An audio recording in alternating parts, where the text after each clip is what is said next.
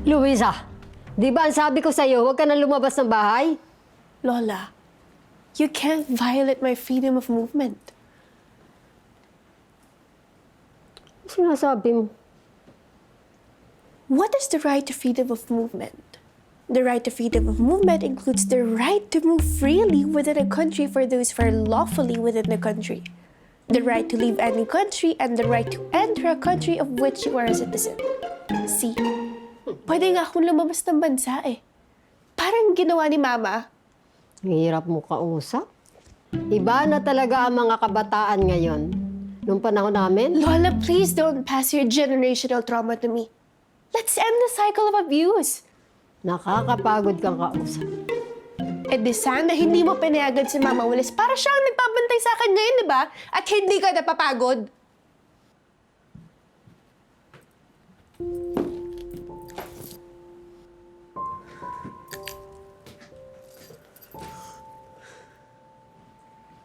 Ang sinasabi ko lang naman na po, mag-ingat ka. Si Mama pinayagan yung umalis ng bansa at iwan ako. Pero ako ayaw yung payagan lumabas lang ng bahay. That doesn't seem fair. Ayoko lang masaktan ka. Yun po ba yung gusto niyo? Yung hindi ako masaktan?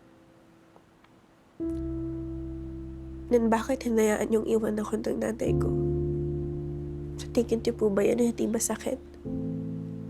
Akala niyo po ba hindi masakit tanungin sarili ko araw-araw?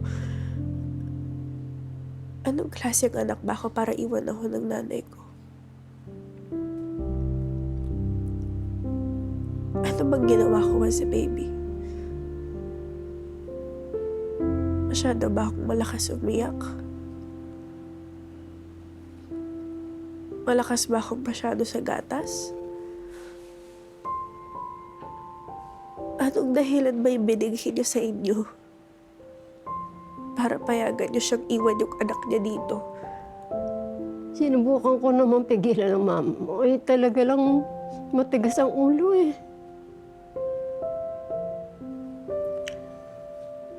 Minsan iniisip ko, kaya ang higpit-higpit niyo sa akin. Kasi natatakot kayo.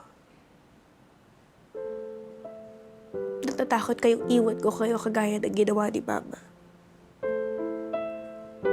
Pakiramdam ko, ako yung pinaparasahan sa kasalanan niya.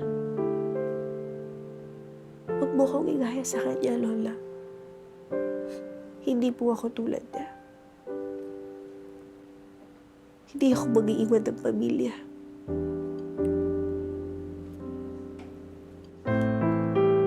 Isay! Mag-ingat ka. Magpapagabi.